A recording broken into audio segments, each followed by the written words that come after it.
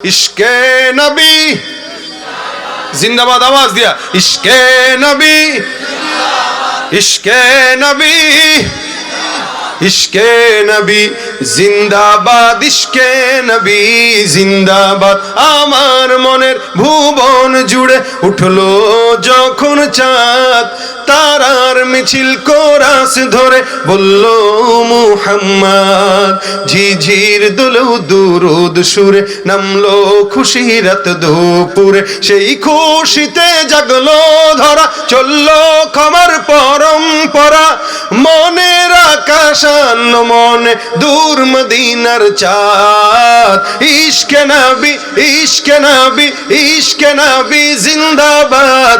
ইশকে নবী इश्के नबी जिंदाबाद। इश्के नबी जिंदाबाद इश्के नबी इश्के नबी जिंदाबाद इश्के नबी जिंदाबाद। रक्त कणाय दफाय दफाय उठे शिहरণ मुহাম্মাদের নামের গুণে যায় পাখি যখন আকুল সুরে শিল্পী কবি গাইলে প্রেমের নাতে নবী। আকুল সুরে শিল্পী কবি গাইলে প্রেমের নাতে নবী। মন হয়ে যায় পাগল পারা নামায় দু চোখ অশ্রু ধারা। দিল পরিবেশ দুরুদ সুরে চায় দিদারের স্বাদ। ইশকে নবী ইশকে নবী ইশকে নবী জিন্দাবাদ। इश्के नबी इश्के नबी इश्के नबी जिंदाबाद। इश्के नबी इश्के नबी इश्के नबी इश्के नबी जिंदाबाद। इश्के नबी কথা কয় না ইশকে নবী। নাস্তিকতা নিপাত যাক দিন ইসলাম জিন্দাবাদ। নাস্তিকতা নিপাত যাক দিন ইসলাম জিন্দাবাদ। কোটি প্রাণে একই আওয়াজ। খোদাদ্রোহী ছাড় পাবে না এই বাংলা ঠাই হবে না। মুসলমানরা জেগেছে আজ। জোর কদমে সামনে চলো বজ্র কণ্ঠে আওয়াজ তুলো সবাই মিলে একই তালে দাও না স্লোগান। নারায়ে তাকবীর নারায়ে তাকবীর। মুসলমানের এই দেশেতে নাস্তিকদের ঠাঁই নাই। নাস্তিকদের পক্ষে যারা তাদের কোনো রক্ষা নাই। এই দেশেতে থাকতে হলে কোরআন মানতে হবে। কোরআন না মানলে তারা বিতাড়িত হবে। জোর কদমে সামনে চলো বজ্র কণ্ঠে আওয়াজ তুলো সবাই মিলে একই তালে দাও না স্লোগান। নারায়ে তাকবীর আল কোরআনের আলো সংসদে জালো। আমার নেতা তোমার নেতা বিশ্বনবী মুস্তাফা। ওই দিল্লি না ঢাকা ঢাকা ঢাকা মোদি না হাদি। তুমি কে আমি কে আল কোরআনের আলো দিলে দিলে জালো সংসদে জালো পাড়ায় পাড়ায় জালো ঘরে ঘরে জালো। নারায়ে তাকবীর। আসবে বিজয় রক্ত আর জীবনের বিনিময়। কথা বলেন ঠিক কিনা? ভয় পাইলে বিজয় আসে না। হাদির মতো বুক টান করে দাঁড়িয়ে যারা কথা বলে তাদের মাধ্যমে বিজয় অর্জন হয়। বাংলাদেশে এক হাদি বিদায় হয়েছে তো কি হচ্ছে? আরো লক্ষ হাদি দেশে জন্মগ্রহণ করবে। আসবে বিজয় রক্ত আর জীবনের বিনিময়। বিপ্লব মানে জীবন দেয়া বসে থাকা নয়। সে কোনো দিন আসবে না রে করো যদি ভয়। লড়াইয়ের ওই ময়দানেতে যেতে তোমাকে হবে। প্রয়োজনে সব রক্তটুকু জমিনেই ঢেলে দেবে। লড়াইয়ের ওই ময়দানেতে যেতে তোমাকে হবে। প্রয়োজনে সব রক্তটুকু জমিনেই ঢেলে দেবে। তবুও তোমায় লড়তেই হবে মানবে না পরাজয়। তবুও তোমায় লড়তেই হবে মানিবে না পরাজয়। বিপ্লব মানে জীবন দেয়া বসে থাকা নয়। সে কোনো দিন আসবে না রে সে কোনো দিন আসবে না রে, সে কোনো দিন আসবে না রে। ধর্মকে আজ পুঁজি করিয়া গাল ভরা বলি দিয়ে, কত যে সুফি খুশিতে মাতাল হাদিয়া তোহফা পেয়ে। ধর্মকে আজ পুঁজি করিয়া গাল ভরা বলি দিয়ে, কত যে সুফি খুশিতে মাতাল হাদিয়া তোহফা পেয়ে। ভণ্ডামির ওই শিকড় তুলে সত্যের আনো জয়, ভণ্ডামির ওই শিকড় তুলে সত্যের আনো জয়। বিপ্লব মানে জীবন দেয়া, সে কোনো দিন আসবে না রে, করো যদি ভয়। বিপ্লব মানে জীবন দেয়া, বসে থাকা নয়। সে কোনো দিন আসবে না রে, করো যদি ভয়। ঠিক কিনা? ভয় হবে কার জন্য? আল্লাহ আমাদের হৃদয়ে আল্লাহর ভয় ঢুকায় দেখ। আল্লাহ পাক রব্বুল আলামিন আমাদেরকে তার গোলামির জন্যই পাঠাইছেন, অন্য কারো না। কিন্তু সামনে অনেক মানুষকেই দেখবেন গোপনে গোপনে একজন আরেকজনের গোলামি করতেছে, গোপনে গোপনে একজন আরেকজনের কাছে বিক্রি হয়ে যাচ্ছে, টাকা দিয়ে বিক্রি হয়ে যাবে। এজন্য টাকা দিলেই গরু ছাগল পাওয়া যাইলেও ইমানদারের ইমান পাওয়া যায় না। টাকা দিয়ে নমিনেশন কিনা যায়, কি ঠিক না? ইমান কিনা, হাদির ইমান কিনতে পারে না এই টাকা দিয়ে, এই কারণে গুলি করছে। যদি কিনতে পারতো তাহলে গুলি করতো না। যাদেরকে কিনতে পারে না তাদেরকে শহীদ করে। এরা মনে করছে এরা মরে গেছে, কিন্তু আল্লাহ কয় বাল আহিয়া, এ তো জীবিত বেটা, তুই মরবি কিন্তু এ জীবিত, কারণ আল্লাহর রাস্তায় জীবন দিয়েছে। ভাইরা আমার, এই জন্য আল্লাহ পাকের গোলামি করার জন্য চেষ্টা করবেন। আল্লাহ পাক আমাকে সহ আপনাদের সবাইকে টাকার বিনিময়ে বিক্রি না হওয়ার তৌফিক দেখ। আল্লাহর জান্নাতের বিনিময়ে আমাদের জান আর মালকে আল্লাহ কিনে ফেলেছেন, এটা তো একবার বিক্রি হয়েই গেছে, আর কেন করব? কয়বার করব? এক জিনিস একবার বিক্রি করা যায়, বারবার বিক্রি করা জায়েজ নেই। এই জান আর মাল আল্লাহকে দিয়ে দিছি, আল্লাহও জান্নাতের ওয়াদা দিয়ে দিয়েছেন, সুতরাং দ্বিতীয় কারো কাছে 100 টাকার সিরা নোট বা 1 কাপ চায়ের বিনিময়ে বিক্রি হবে না। আল্লাহ আমাদের এই ঈমান দান করুক, বলেন আমিন। আমি আপনাদের সামনে একটি পরিচিত আয়াতের অংশ বিশেষ তেলাওয়াত করেছি, ওটার উপরেই কিছু কথা আপনাদের সামনে আরজ করব ইনশাআল্লাহ। ভাইয়ের আমার, আল্লাহ পাক রব্বুল আলামিন কোরআনের 114টি সূরা নাজিল করেছেন, দিয়েছেন। 30 পারা 114 সূরা। এই গোটা কোরআনের ভিতরে আল্লাহ পাক রব্বুল আলামিন যে কোনো একটা সূরাকে দামি বানিয়েছেন, অথবা কোনো একটা আয়াতকে দামি বানিয়েছেন, এক এক সূরাকে এক এক ভাবে ফজিলতপূর্ণ করেছেন। আমি যে আয়াতটা তেলাওয়াত করেছি, এই আয়াতের নাম কি কে বলতে পারবেন? মাশাআল্লাহ, মনে আছে আপনাদের? আয়াতুল কুরসি। আয়াতুল কুরসি, এই আয়াতটা আল্লাহর কাছে অনেক দামি এবং অনেক ফজিলতপূর্ণ। এটার আলোচনাই করব। যদি বুঝে থাকেন তাহলে আপনারা নিয়ত করবেন যে এই আয়াতের আমলটা আমরা আমৃত্যু করব ইনশাআল্লাহ।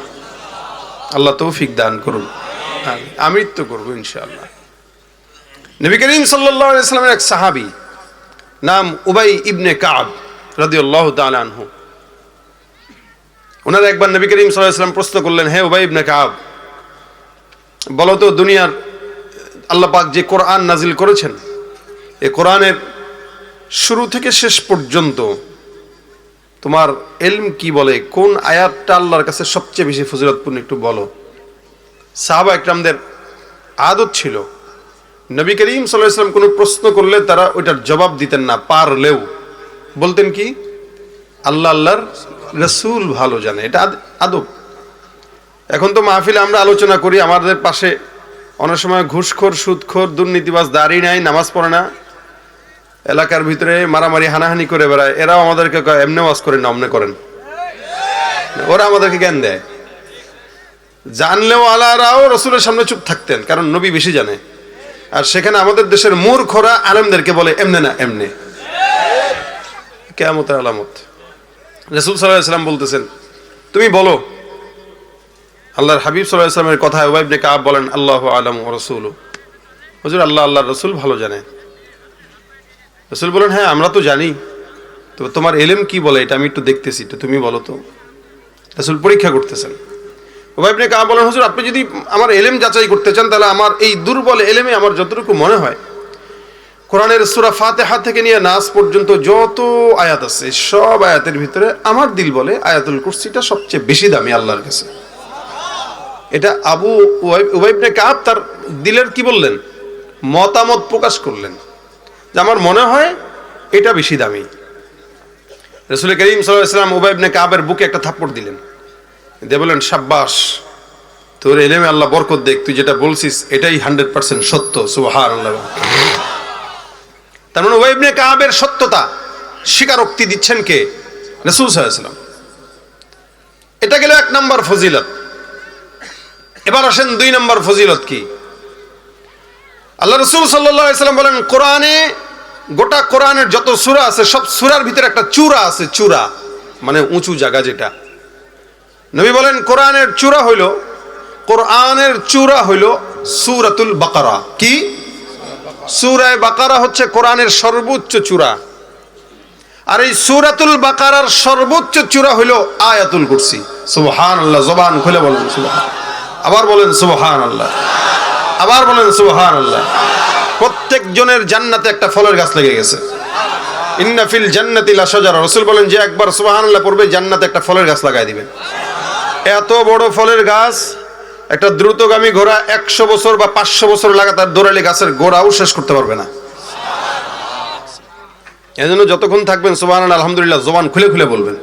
শীত কই চলে যাবে, বলবেন শীত দোস্ত আজকে তুই শ্বশুর বাড়িতে যা, ঠিক আছে? আওয়াজ দিয়া মাঠ গরম রাখতে হবে, শরীর গরম রাখতে হবে, পারবেন? আল্লাহ তৌফিক দান করুক, আমিন। তো সূরাতুল বাকারার সর্বোচ্চ চূড়া, আর সূরাতুল বাকারার সর্বোচ্চ চূড়া কি? আয়াতুল কুরসি। গেল 2 নম্বর। নবী করিম সাল্লাল্লাহু আলাইহি ওয়াসাল্লাম অন্য হাদিসে আয়াতুল কুরসিকে ইসমে আজম বলেছেন, অর্থাৎ এটা পড়বা এটা ইসমে আজমের মতো কাজ করবে, যা বলবা তাই কবুল করে নেবেন, যেই বিপদে পড়বা বিপদ উদ্ধার করে দিবেন।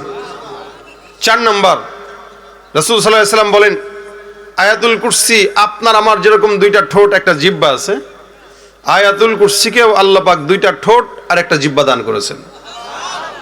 চিন্তা করা যায়, আমরা আমাদের জিহ্বা দিয়ে মাওলার জিকির করি, ঠোঁট দিয়ে আল্লাহ পাকের গুণগান গাই, এই জিহ্বার ঠোঁট নারায় নারায়। রাসূল বলেন আয়াতুল কুরসির 2টা ঠোঁট একটা জিহ্বা আছে, যেটা দিয়ে আল্লাহ পাকের আরশের কাছে বসে বসে আয়াতুল কুরসি আল্লাহর জিকির আদায় করে। তার মানে আয়াতুল কুরসির প্রাণ আছে, জিহ্বাও আছে, ঠোঁটও আছে, ওইটা দিয়ে সে আল্লাহর জিকির করে। কত ফজিলত! বাকি 2টা ফজিলত, আরো 2টা ফজিলত আপনাদেরকে বলবো, এটা ঘটনা শোনায় শোনায় বলবো ইনশাআল্লাহ, তাহলে বুঝবেন যে আয়াতুল কুরসি কতটা দামি এবং আমাদের কি দরকার। আচ্ছা এখন বলেন, আপনারা জান্নাতে সবাই যেতে চান তো? এই জায়গায় যারা আছেন, একটা মদখোর, যে ধরলাম এখানে কেউ নাই আলহামদুলিল্লাহ, একটা মদখোরও চায় জান্নাতে যেতে। মদখোরের কথা বাদ দেবেন, একটা হিন্দুও চায় স্বর্গে যেতে, ঠিক না? একটা ইহুদি নাসারাও চায় স্বর্গে যেতে, এরা চায় স্বর্গ। আর আল্লাহ আমাদের জন্য জান্নাত দিয়েছেন, সুবহানাল্লাহ ওয়া বিহামদিহি। আল্লাহ আমাদেরকে কি দিয়েছেন? আর তারা এটাকে কি বলে? স্বর্গ বলে। ইহুদি নাসারাও চায় স্বর্গে যেতে, আমরাও চাই জান্নাতে যেতে। তারা কি পাবে? তারা স্বর্গ পাবে? তাদের জন্য উইদ্দাত লিল কাফিরিন, জাহান্নাম তাদের জন্য। আর আমরা যারা ঈমানদার, আমাদের জন্য আল্লাহর জান্নাত, সুবহানাল্লাহ ওয়া বিহামদিহি। আমাদের জন্য কি কি? আমাদের জন্য। এখন আপনারা বলেন জান্নাত কি ছোট না বড়? কত বড় বলেন? মেলা বড়? কিরাম বড় ভাই? এই বড়, হ্যাঁ এই বড়, এখান থেকে এই পর্যন্ত। আল্লাহ পাক বলেন ওয়াসারিউ ইলা মাগফিরাতিম মির রাব্বিকুম ওয়া জান্নাতিন আরদুহাস সামাওয়াতু ওয়াল আরদ। এই তোমরা রবের দয়া আর তার জান্নাতের পিছনে ছুটো, যেই জান্নাতের প্রশস্ততা আসমান আর জমিনের সমতুল্য। আপনি মনে করছেন এই জান্নাতের টুক ঘুরতে পারবেন? এবার আসেন আসমান আর জমিন কতটুকু। এই যে প্রথম জমিনে আমরা আছি, এই জমিন থেকে প্রথম আসমান পর্যন্ত রাসূল বলেন এটা যদি কেউ যায় তো 500 বছরের দূরত্বের রাস্তা। জোরে বলেন সুবহানাল্লাহ। এটা দুনিয়ার হাইসিয়াতে 500 বছর, জান্নাতের হাইসিয়াতে 500 বছর বলছেন, দুনিয়ার হাইসে তো এটা 50,000 বছরের রাস্তা। এরপরে প্রথম আসমান যেটা আছে ওইটার যে পৌরত্ব আছে, অর্থাৎ আসমানের যেই পৌরত্ব মানে ছাদের যেই ঢালাই থাকে ওটা 7 ইঞ্চি 6 ইঞ্চি হয়। আল্লাহ নবী বলেন আসমানের পৌরত্ব হচ্ছে আবার 50,000 বছরের রাস্তা।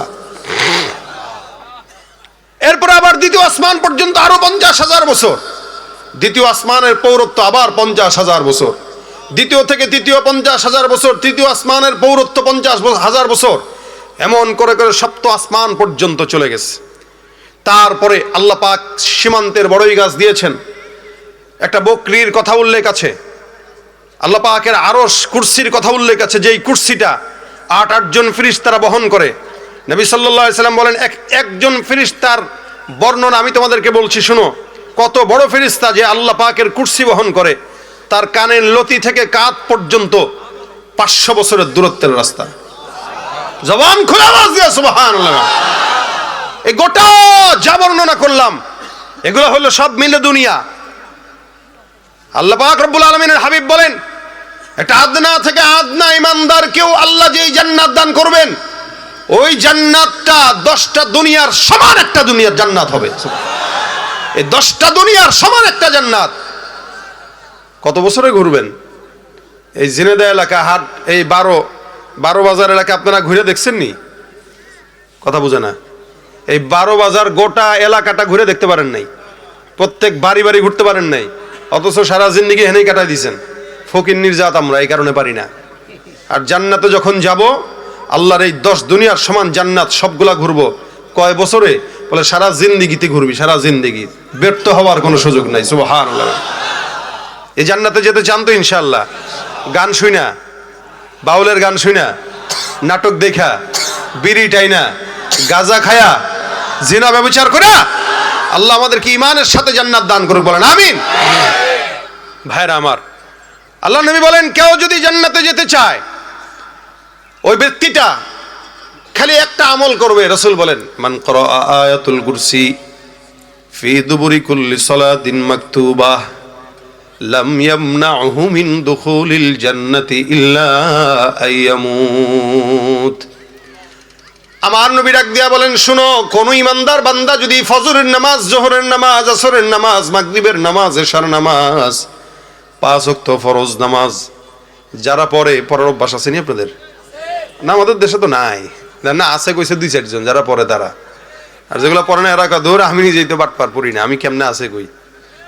দেখেন আমাদের দেশে ফজরের নামাজে যদি নজর দেন দেখবেন ফজরের নামাজের লোক দেখলে মনে হয় এদেশে কোনো ইমানদার নাই, সব নাস্তিক। আর জুমার নামাজে লোক দেখলে মনে হয় এদেশে কোনো নাস্তিক নাই, সব ইমানদার। ফজরের নামাজের লোক হারিকেন দিয়া তালাশ করে পাওয়া যায় না, আর জুমার নামাজের ঠেলা ভিতরে জায়গা পাওয়া যায় না। কথা বলেন ঠিক কিনা? তুমি রমজান এলে রাখো না রোজা, দিনকে করো আঘাত, পয়সা কড়ির নেই তো অভাব, দাও না তো যাকাত। তুমি ইমানদারির বড়াই করো, নেই তোমার ইমান, তুমি ইমানদারির বড়াই করো, নেই তোমার ইমান। তুমি কেমন মুসলমান? তুমি নামাজের সাথে নাই পরিচয়, মানো না কোরআন, নামাজের সাথে নাই পরিচয়, মানো না কোরআন। তুমি কেমন কেমন মুসলমান? আওয়াজ কোথায় গেছে? হ্যাঁ, আওয়াজ কোথায় গেছে? চলে গেছে। আওয়াজ দিয়া কেমন মুসলমান? তুমি কেমন মুসলমান? তুমি সুদের টাকায় প্রাসাদে গড়ো, ঘুষ ছাড়ো না, দিন দুঃখী না খেয়ে মরে খবর রাখো না। ঘুষ খেয়ে অবিচার করো, সাজিয়া প্রধান, তুমি ঘুষ খেয়ে অবিচার করো, সাজিয়া প্রধান। তুমি কেমন মুসলমান? কেমন মুসলমান? না খৌফে খুদা দিল মে है ना गैरत ईमान, कैसे मुसलमान है तुम, कैसे मुसलमान? মুসলমান হলে নামাজ লাগবে কি লাগবে না?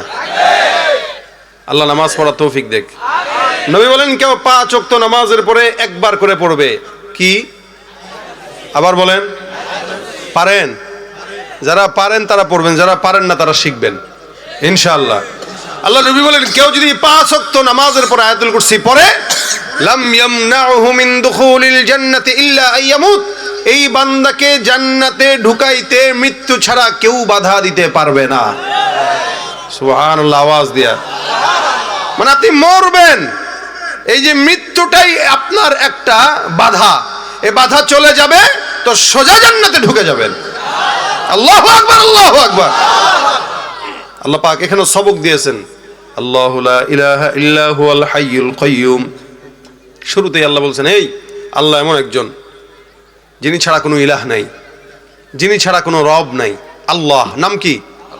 নাম কি? ভগবান, সৃষ্টিকর্তা। অনেকে বলে না সৃষ্টিকর্তা আমাদেরকে বানিয়েছেন। একটু টিভি চ্যানেলে গেলেই না অনেকে আল্লাহ বাদ দিয়ে সৃষ্টিকর্তা লাগায়। তার মানে আল্লাহরে মানে না, সৃষ্টিকর্তা মানে। ভাই সৃষ্টিকর্তা, এই যে মাইক বানাইছে হেও সৃষ্টিকর্তা, একটা জিনিস সৃষ্টি করছে। সব কিছুর তর্জমা করবেন না। বাবা বাবাই, মা মাই, মা বাবার কোনো তর্জমা হয় না।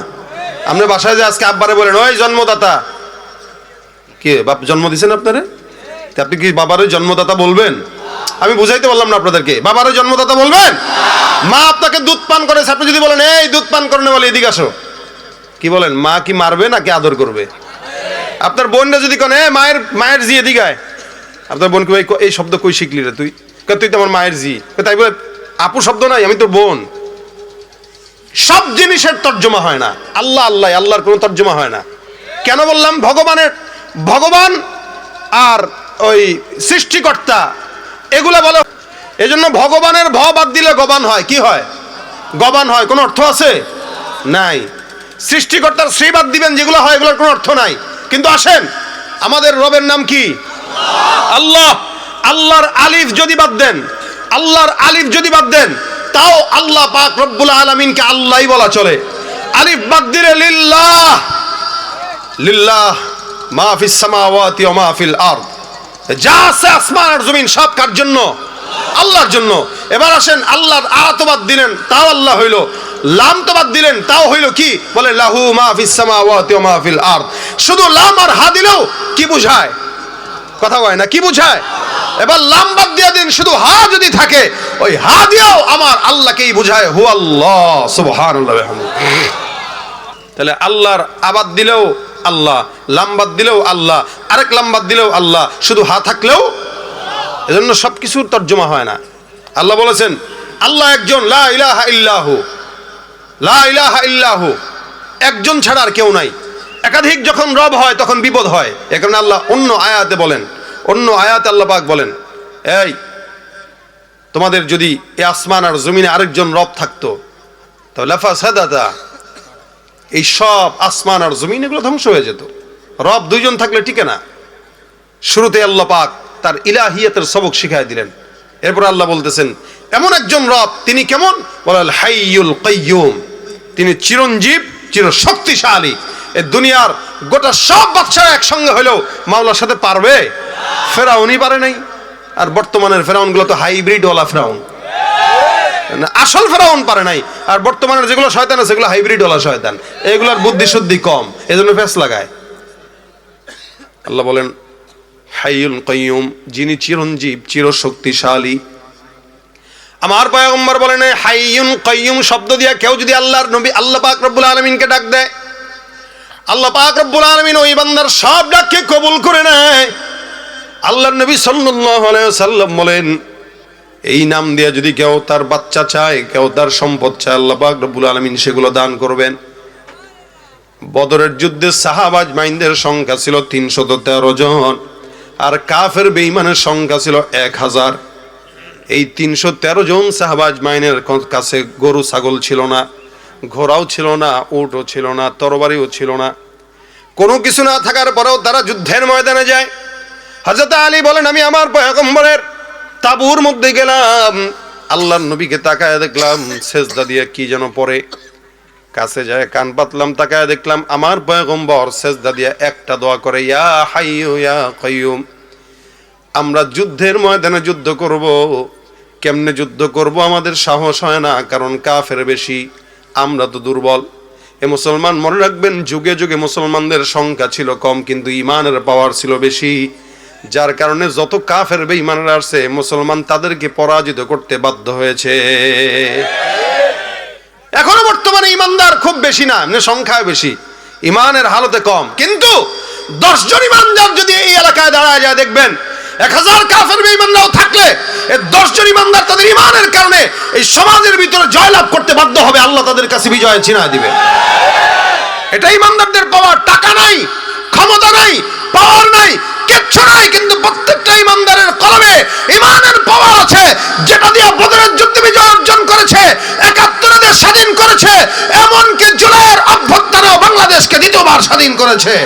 আবারও যদি দেশকে স্বাধীন করতে হয়, বাংলার দামাল ছেলেরা ইমানের অস্ত্রকে মুখে নিয়ে আবারও যদি লড়াইয়ের জন্য ডাক দেয়, এদেশ দ্বিতীয়বার কেন 100 বার স্বাধীন করতেও এদেশ কোনো মুসলমানের কষ্ট হবে না। কথা বলেন ঠিক কিনা? ইমানের অস্ত্র বড় অস্ত্র, এর অস্ত্রের বাইরে আমাদের কোনো অস্ত্র নাই। যুগে যুগে ইমানদাররা তাদের এই অস্ত্র কাজে লাগিয়ে জিহাদ করেছে, আল্লাহ তাদেরকে বিজয় অর্জন করে দিয়েছে। নবী সাল্লাল্লাহু আলাইহি সাল্লাম ইয়া হাইয়্যু ইয়া কাইয়্যুম বলে আল্লাহর কাছে ডাক দেয়। আলী রাদিয়াল্লাহু তাআলা হেসে বলে, আমি আমার পয়গম্বরকে দেখলাম এটা পড়ে। আবার যুদ্ধের ময়দানে চলে গেলাম, আবার কিছুক্ষণ পর ঢুকলাম, তাকায় দেখি এই দুইটা শব্দ, ইয়া হাইয়্যু ইয়া কাইয়্যুম। আবার যুদ্ধের ময়দানে গেলাম, আবার আসলাম, আবার তাকায় দেখি নবী করিম সাল্লাল্লাহু আলাইহি ওয়াসাল্লাম সিজদা দিয়ে বারবার এই দোয়াই করে। আমি ভয় পেয়ে গেলাম, কিরে এই যুদ্ধের ময়দানে আমরা এত দুর্বল, কেমনে এদের সঙ্গে পারবো? আমি যখন আবার যুদ্ধের ময়দানে গেলাম, তাকায় দেখলাম আল্লাহ পাক মনে হয় আসমান থেকে সাদা পোশাক গলা ফেরেশতা যুদ্ধের জন্য পাঠিয়ে দিয়েছেন। আমার আল্লাহ পাক রব্বুল আলামিন বলেন, লাকাদ নাসারাকুমুল্লাহু বিবাদরিন ওয়া আনতুম আযিল্লা। বদরের যুদ্ধে তোমরা দুর্বল ছিলা, হীনমন্যতায় ভুগছিলে। আমি আল্লাহ আমার পয়গম্বরের দোয়ার বরকতে ওই বদরের যুদ্ধে 313 দুর্বল সাহাবীর কাঁধে বিজয়ের মালা ছিনিয়ে দিয়েছি। সুবহানাল্লাহ। বিজয় কার থেকে? আল্লাহর থেকে হয়। আল্লাহর নবী বলেন, ইয়া হাইয়্যু ইয়া কাইয়্যুম বলে আল্লাহকে ডাকলে আল্লাহ পাক আওয়াজ দিয়ে দেয়, কথা শুনে বান্দা যায় চায় আল্লাহ তাই দেয়। এ মুসলমান, আয়াতুল কুরসির ভিতরে এরকম শক্ত শক্ত অক্ষর আল্লাহ পাক রব্বুল আলামিন দিয়েছেন, যার কারণে আয়াতুল কুরসির দাম বেশি। এবার আল্লাহ রাসূল সাল্লাল্লাহু আলাইহি ওয়াসাল্লাম বলেন, 5 নাম্বার ফজিলত আপনাদেরকে বর্ণনা করছি, শুনেন। নবী করিম সাল্লাল্লাহু আলাইহি ওয়াসাল্লামের একজন সাহাবী, নাম হলো হযরত আবু হুরায়রা রাদিয়াল্লাহু তাআলা আনহু। এই সাহাবীটা দামি সাহাবী ছিলেন। উনি বর্ণনা করেন, আল্লাহর হাবিব সাল্লাল্লাহু আলাইহি ওয়াসাল্লাম আমাকে একবার কিছু গনিমতের মাল, সদকার মাল দায়িত্ব দিলেন পাহারা দেওয়ার জন্য। খুব মনোযোগের সঙ্গে শুনেন, চমৎকার মজার ঘটনা আবু হুরায়রা রাদিয়াল্লাহু তাআলা আনহু বর্ণনা করেন।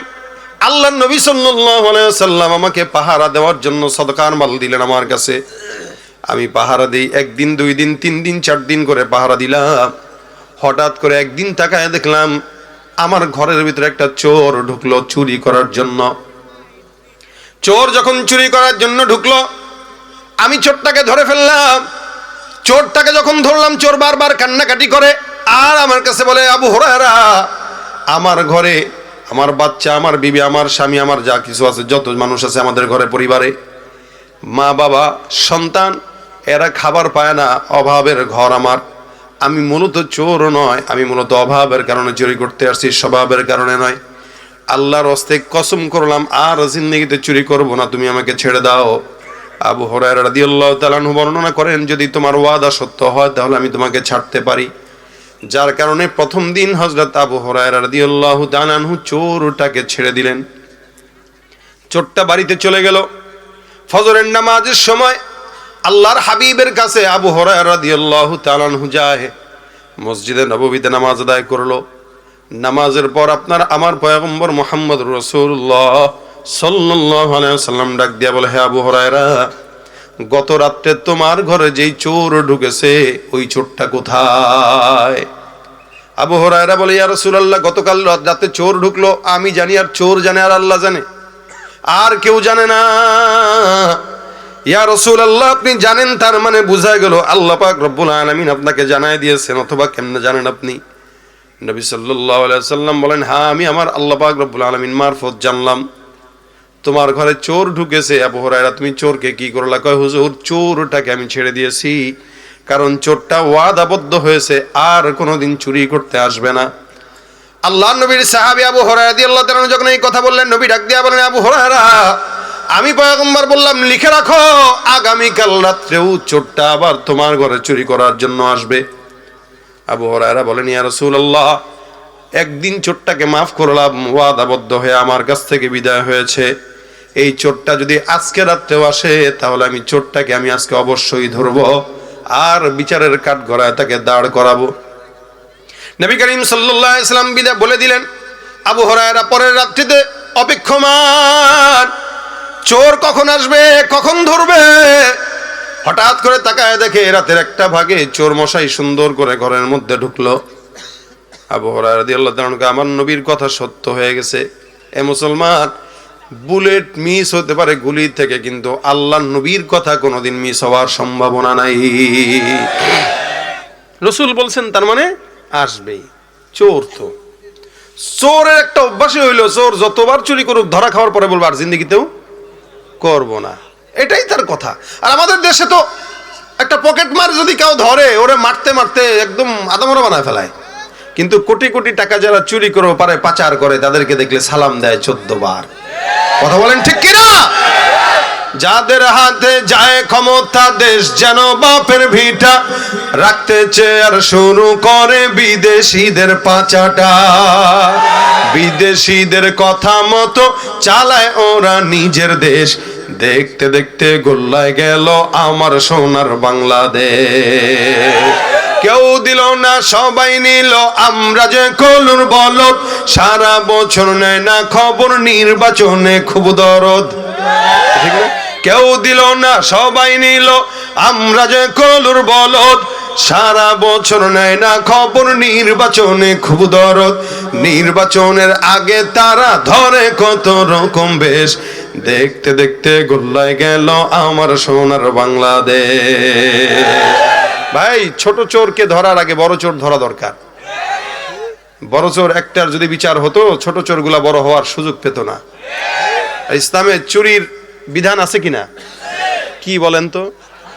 সবাই তো জানেন ভাই, সবাই জানেন, কিন্তু ওই যে কিছু মানি কিছু মানি না, কিছু মানি কিছু মানি না। আল্লাহ পাক কোরআনে বলেছেন, মুমিনরা বলে যে কিছু মানি কিছু মানি না। কিছু দল আছে যারা বলে কোরআনের কিছু অংশ মানি কিছু অংশ মানি না, মানে যেটা আমার পক্ষের ওইটা ঠিক আছে, যেটা বিপক্ষের ভাই এটা ঠিক নাই। যদি এদেশে ইসলামী আইন থাকতো আর হাত কাটার বিধান থাকতো, যত মানুষ চুরি করেছে বা করবে প্রত্যেকের হাত কাটা হতো, আর রাস্তায় আল্লাহ নবীজির নাম বলে ভিক্ষা করা লাগতো। কিন্তু আফসোস, এদেশে ইসলামী আইন নাই, যার কারণে হাত কাটা হয় না। একটার হাত কাটলে বাকি 10টা ঠিক হয়ে যেত এমনি। একটা জেনাকারী ধর্ষককে শাস্তি দিলে সবগুলো সোজা হয়ে যেত। ভাইরা আমার, এই কারণে ইসলামী আইনের বিকল্প কিচ্ছু নাই। আমরা দোয়া করি আগামীর বাংলাদেশ ইসলামের বাংলাদেশ হোক, বলেন আমিন। তাহলে আবু হুরায়রা রাদিয়াল্লাহু তাআলা চোরকে দ্বিতীয় দিন ধরলেন। ধরার পরে চোর বলতেছে, ভাই আমার গত রাত্রে ভুল হয়ে গেছিল, কিছু তো পাইলাম না, ভাবছিলাম আজকে রাত্রে আসি, কিছু যদি পাই নিয়ে যাই, এ কারণে আজকে রাত্রে একটু ব্যর্থ চেষ্টা করলাম। তুমি যে ধরে ফেলবে এটা আমি বুঝি নাই। চোর মশাইকে ধরে ফেলছে। আবু হুরায়রা রাদিয়াল্লাহু তাআলা বলতেছেন, আজকে আর কোনো ছাড়াছাড়ি নাই, নবীর কাছে নিব। কয় ভাই ভাই মাফ চাই, আর জীবনেও না, এটাই শেষ। এই তুমি বিশ্বাস করো, একদিন মিথ্যা বলছি, 2 দিন বলছি, 3 দিন কি আর বলবো? এটা আমার দ্বিতীয় দিন, আমি আল্লাহর কসম আর আসবো না। বারবার বারবার আবু হুরায়রা রাদিয়াল্লাহু তাআলা আনহুকে মাইন্ডে এই কথাগুলো ঢুকাইতেছেন, তো উনার মায়া লেগে গেছে। একটা মানুষ অভাবের তাড়নায় আসছে, থাক না, ছেড়ে দেই না, কি হয়, তা ছেড়ে দিছে। ফজরের নামাজে আল্লাহর হাবিব তাকে দেখলেন, দেখার পরে ডাক দিয়া বলেন, কি ব্যাপার আবু হুরায়রা, চোর কোথায়? বলছিলাম তোমাকে চোরটাকে ধরে নিয়ে আসার জন্য। আবু হুরায়রা রাদিয়াল্লাহু তাআলা আনহু বলেন, ইয়া রাসূলুল্লাহ, গত রাতেও চোর যখন আসলো বারবার এমন এমন কথা বললো, যার কারণে আমার মায়া লেগে গেছে। আমি তাকে ছেড়ে দিলাম। পয়গম্বর ডাক দেয়া বলে, মায়া লাগার কোনো দরকার নেই, আবার আসবে কালকে। কবে আসবে? হুজুর বলেন কি? আসবে। আবু হুরায়রা রাদিয়াল্লাহু তাআলা আনহু বলেন, হুজুর 2 দিন ছাড়লাম, আজকে যদি আসে লাঠি দিয়া পিটাবো অথবা রশি দিয়া বানবো, আপনার কাছে নিয়ে আসবো, যত বিচার করা দরকার আপনি রাসূলুল্লাহ বিচার করে দিবেন। উম্মতের বিচার যদি উলামায়ে কেরাম আর আলেম ওলামাদের কাছে থাকতো, তাহলে ইনশাআল্লাহ আল্লাহর রহমতে এই সমাজে কোনো অন্যায় অবিচার আল্লাহ পাক রব্বুল আলামিনের জমিনে থাকতো না। রাসূলের কাছে বিচার ব্যবস্থা, এই কারণে চোর ভয় পাইতেছে যে নবীর কাছে নিলে তো হাত থাকবে না, নবীর কাছে নিবে। আল্লাহ কয় কি? আল্লাহর নবী বললেন আগামী কাল আবার চোর মশাই আসবে। আবু হুরায়রা রাদিয়াল্লাহু তাআলা আনহু বলেন, ইয়া রাসূলুল্লাহ, যদি আগামী কাল আসে চোরকে অবশ্যই ধরবো, আপনার কাছে নিয়ে আসবো, বিচার আপনি করবেন। রাতের বেলা তাহাজ্জুদের নামাজে দাঁড়ায় গেলেন, নামাজ কালাম পড়তেছেন, হঠাৎ করে তাকায় দেখে চোর মশাই হাজির। আল্লাহর নবীর সাহাবী আবু হুরায়রা কয়, আল্লাহ রাসূলের কথা সত্য, এ পয়গম্বরের কথা সত্য অনুযায়ী চোরটা আবার হাজির হয়ে গেছে। পিছন থেকে রশি দিয়া সুন্দর করে তারা ধরে বেঁধে ফেলছেন। বেঁধে দরজার কিনারায় বসায় দিয়া কয়, চুপচাপ বসে থাকবি, কোনো জবান নাড়াবি না, তুই জবান নাড়াইলেই তোর আজকে মাইট দিমু। এতদিন জবান নাড়ায় নাড়ায় কেমন কেমন যেন কথা কয়, কান্না করে, মাফ করে দেয়। আজকে কোনো কথাই বলা নিষেধ, চুপ থাকবি, জবান খুললে তো মায়া লেগে যায়, জন্য কোনো কথা বলা যাবে। চোর মশাই চুপচাপ বসে রইছেন। হঠাৎ করে চোর মশাই আবু হুরায়রাকে ডাক দিয়ে বলেন, এ সাহাবী আবু হুরায়রা, আমি তোমাকে একটা জিনিস বলবো, তুমি কি শুনবা? আবু হুরায়রা বলেন, কি বলবি? তোর না বলছি কথা বলিস না, কেন এটা তোমার জন্য উপকারী। আরে কয় কি আমার উপকারী মানে? কয় তোমার আমি একটা জিনিস শিখাইতে চাই, দামি জিনিস, কোরআনের একটা আয়াতের আমল। সুবহানাল্লাহ। আবু হুরায়রাকে চোর মশাই বলতেছেন, আবু হুরায়রা, কোরআনের একটা আমল শোনাবো, তোমাকে শিখাবো, যেটা তুমি পারো না আমি জানি নিশ্চিত। আবু হুরায়রার মতো একজন সাহাবীকে চোর বলতেছে, তুমি এটা পারো না আমি নিশ্চিত জানি, তোমারে শিখাবো। তার মানে বোঝা গেল চোরটা শিক্ষিত শয়তান, ঠিক কিনা জোরে কর। পীরগিরি আর মাজার পূজা চলছে দেশটা জুড়িয়া, শিরকি আর ভণ্ডামিতে দেশটা গেছে ভরিয়া। গাজার কলকি টান মারিয়া, গাজার কলকি টান মারিয়া দেখায় খাজার শান, ওরা শিক্ষিত শয়তান, ওরা শিক্ষিত শয়তান, ওরা শিক্ষিত শয়তান, ঠিক কিনা? শিক্ষাঙ্গনের দিকে ভাইরে দেখো না চোখ মেলিয়া, ছাত্ররা সব বই ছাড়িয়া থাকে শুধু প্রেম লইয়া। অস্ত্র সে তো সঙ্গের সাথী, অস্ত্র সে তো সঙ্গের সাথী, হইতে মাস্তান, ওরা শিক্ষিত শয়তান, ওরা ওরা শিক্ষিত শয়তান, ওরা শিক্ষিত শয়তান, ঠিক কিনা? শিক্ষা থাকলেই হয় না, কিছু মানুষ শিক্ষিত হয়েও চোর হয়, আছে না? এ অধিকাংশ মানুষই। আগে মানুষ শিক্ষা অর্জন করতো মানুষ হওয়ার জন্য, এখন শিক্ষা অর্জন করে বাটপার হওয়ার জন্য। এই জন্যই এই প্রতিষ্ঠান মাদ্রাসার শিক্ষা দরকার বেশি বেশি, কি ঠিক না? ডাক্তার হোক, ইঞ্জিনিয়ার হোক, আগে দিন শিখুক, তাহলে ডাক্তার হইলেও কষাই হবে না, জবাই করবে না আপনার, গেলেই খালি টেস্ট না। জ্বরের জন্য কয় আলট্রাসাউন্ড করো, ওই ধান্দাবাজি যে। সপ্তাহে 2 বার যাবেন, 2 বারই টেস্ট দিবে। যদি করে এত টেস্ট কে, তুমি কি বেশি বুঝো না আমি বেশি বুঝি, এক কথায় শেষ। ইঞ্জিনিয়ার যদি হয় আর যদি কোরআনের এলেম থাকে, তাহলে এই রাস্তাঘাটে দেখেন না, রোড কয়দিন পর পর ভাঙে, আপনাকে জিনাদারে যে আল্লাহ বরকতময় রোড। এই শরীর টরিল ব্যথা হয়ে গেছে এই রোডে আসতে যায়, এই দেরি হয়েছে তো এই রোডের বরকতে, আমার দোষে না, আপনাদের রোডের বরকত।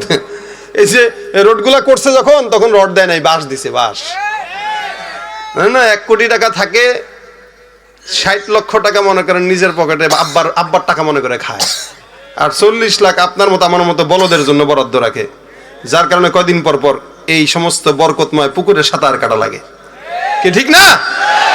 তাহলে ভাই যেটা বলছিলাম, শিক্ষিত মানুষ আগে হয়তো মানুষ হওয়ার জন্য, এখন শিক্ষিত হয়, যত বড় শিক্ষিত তত বড় বাটপার, যত বড় শিক্ষিত তত বড় চোর।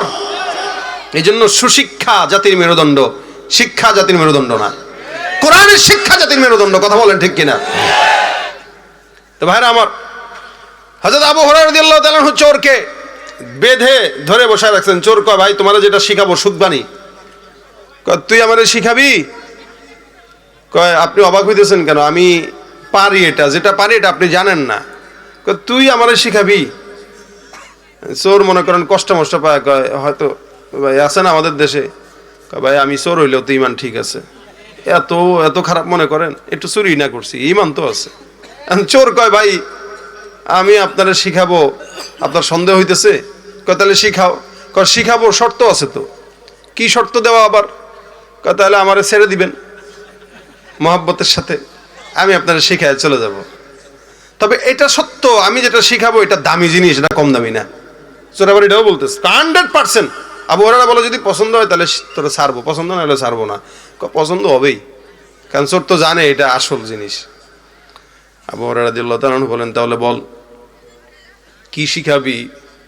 চোর এবার সুন্দর করে আবু হুরায়রা রাদিয়াল্লাহু তাআলা আনহুকে বলেন, শোনো, বিসমিল্লাহির রহমানির রহিম, আল্লাহু লা ইলাহা ইল্লা হুয়াল হাইয়ুল কাইয়্যুম লা তাখুযুহু সিনাতুন ওয়ালা নাওম লাহু মা ফিস সামাওয়াতি ওয়া মা ফিল আরদ মান যাল্লাযী ইয়াশফা'ু ইনদাহু ইল্লা বিইذনি ইয়া'লামু মা বাইনা আইদিহিম ওয়া মা খালফাহুম ওয়া লা ইউহীতুনা বিশাইইন মিন ইলমিহি ইল্লা বিমা শাআ ওয়াসি'a কুরসিয়্যুহুস সামাওয়াতি ওয়াল আরদ ওয়া লা ইয়াউদুহু হিফযুহুমা ওয়া হুয়াল আলিয়্যুল আযীম।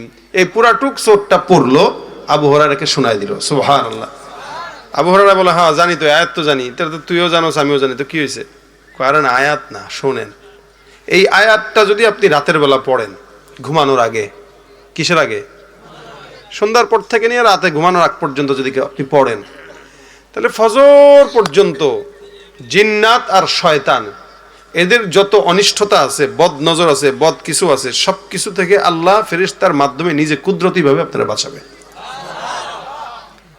আর যদি সকালে ফজরের পরে পড়েন একবার, তাহলে সারা দিন আপনাকে এইগুলা থেকে হেফাজত করবে। সুবহানাল্লাহ। আবু হুরায়রা রাদিয়াল্লাহু তাআলা বলেন, মাশাআল্লাহ, তুই তো আমার দামি জিনিস শিখাইলি রে, এটা আমি জানতাম না। আমরা হইলে কইতাম, এই বেটা আমি কবেই পারি না। আমরা হইলে এটাই বলতাম যে আমি ছোট হইতাম না চোরের কাছে, আর এত সহজ, বাপরে বাপ, বললাম একরামদের কাছেই ছোট হয় না, আর চোরের কাছে। আবু হুরায়রা, এটা তুমি তো, আবু হুরায়রা রাদিয়াল্লাহু তাআলা বলেন, চোর তুই তো আমার দামি জিনিস শিখাইলি, এটা তো ভালো জিনিস, আমি তো জানতাম না। তোরে অনেক অনেক ধন্যবাদ। তোরে আটকায় রাখার চাইতে এই এলেমটা অর্জন করা আমার জন্য বেশি ফায়দা রয়েছে। তুই ভাগ, যা যা সর। আর তৃতীয় দিন যেন, চতুর্থ দিন যেন না দেখি তোরে। না না, আমি এই যে গেছি আর জিন্দেগিতে এই ভুল করবো না। চলে গেছে চোর। নবী করিম সাল্লাল্লাহু আলাইহি ওয়াসাল্লামের কাছে ফজরের নামাজের সময় আবু হুরায়রা গেলেন, যায় ডাক দিয়ে বলতেছেন, ইয়া রাসূলুল্লাহ, হুজুর কই চোর কই? খালি হাত কেন?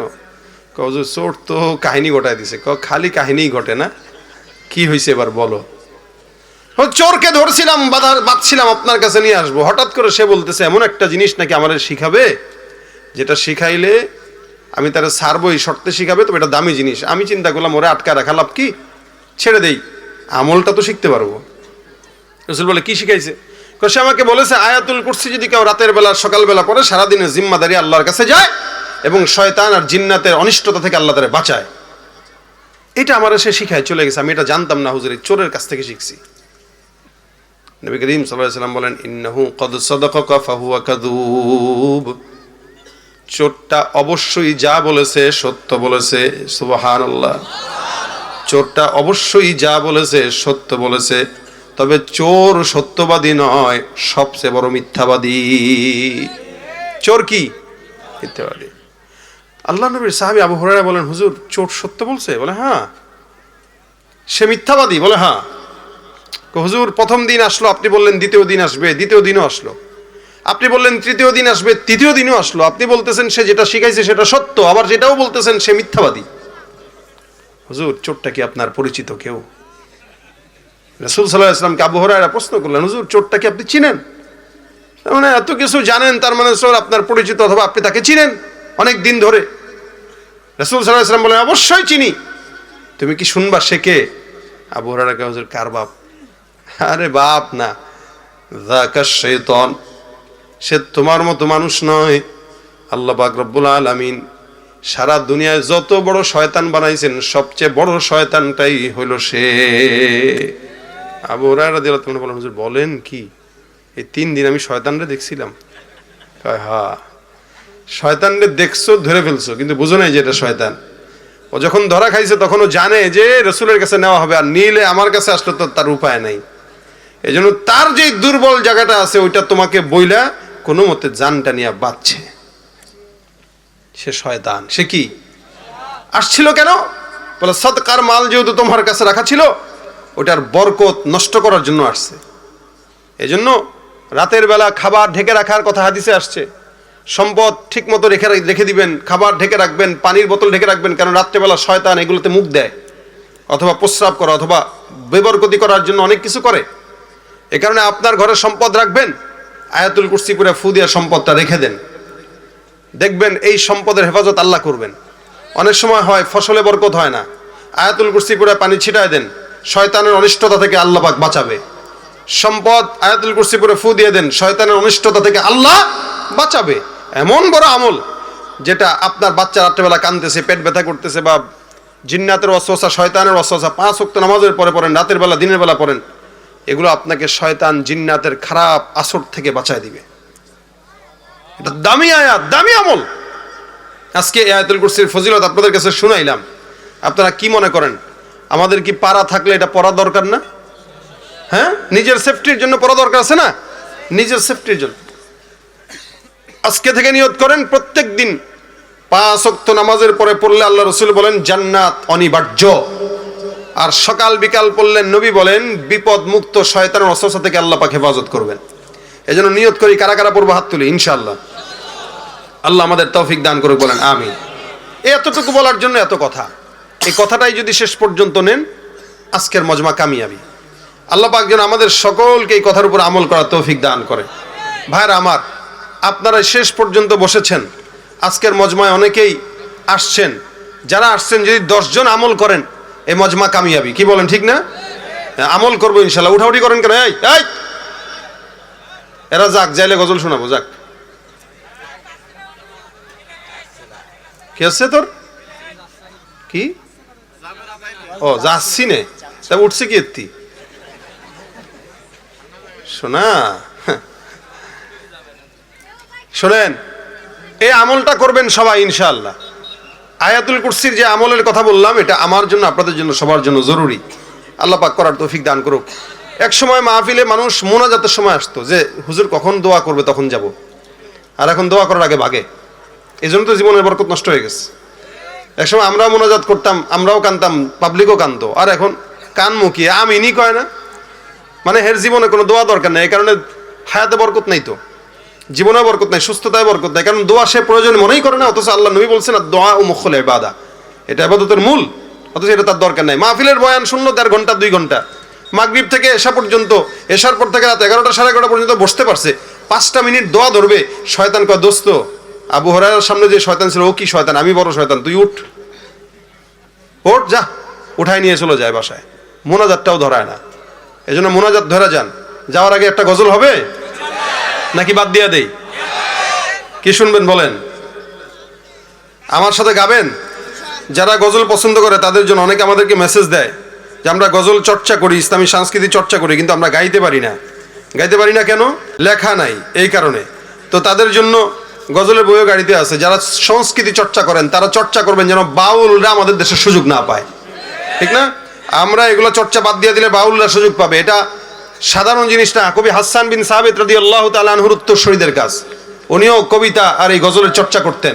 ইনশাআল্লাহ আমরাও করব, যাতে করে ইসলামী সংস্কৃতির চর্চা গোটা দেশের আনাচে কানাচে পৌঁছা যায়। আল্লাহ কবুল করুক, আমিন। আমার সাথে আওয়াজ দিয়া ইশকে নবী জিন্দাবাদ, আওয়াজ দিয়া ইশকে নবী, ইশকে নবী, ইশকে নবী জিন্দাবাদ, ইশকে নবী জিন্দাবাদ। আমার মনের ভুবন জুড়ে উঠলো যখন চাঁদ, তারার মিছিল কোরাস ধরে বলল মুহাম্মদ। ঝিঝির দুলু দুরুদ সুরে নামলো খুশি রাত দুপুরে, সেই খুশিতে জাগলো ধরা, চললো ক্ষমার পরম্পরা। মনের আকাশ আনলো মনে দূর মদিনার চাঁদ।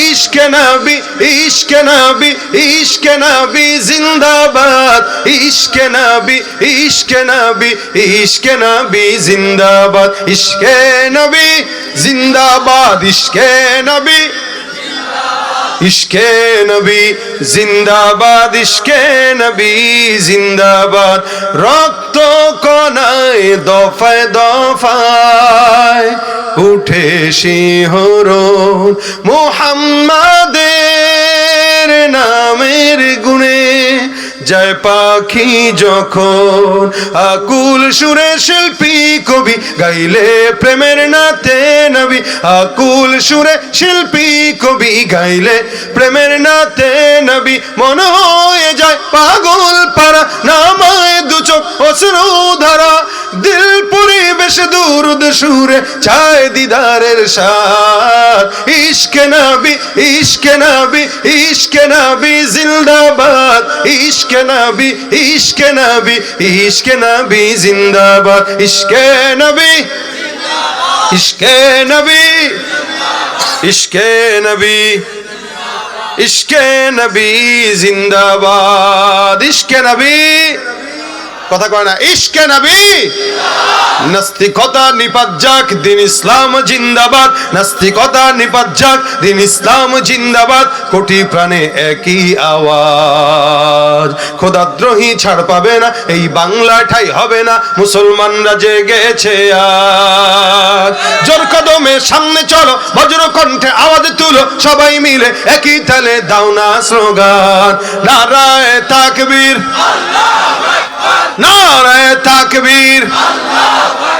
মুসলমানের এই দেশেতে নাস্তিকদের ঠাঁই নাই, নাস্তিকদের পক্ষে যারা তাদের কোনো রক্ষা নাই, এই দেশেতে থাকতে হলে কোরআন মানতে হবে, কোরআন না মানলে তারা বিতাড়িত হবে, জোর কদমে সামনে চলো, বজ্র কণ্ঠে আওয়াজ তুলো, সবাই মিলে একই তালে দাও না স্লোগান, নারায়ে তাকবীর, আল কোরআনের আলো সংসদে জালো,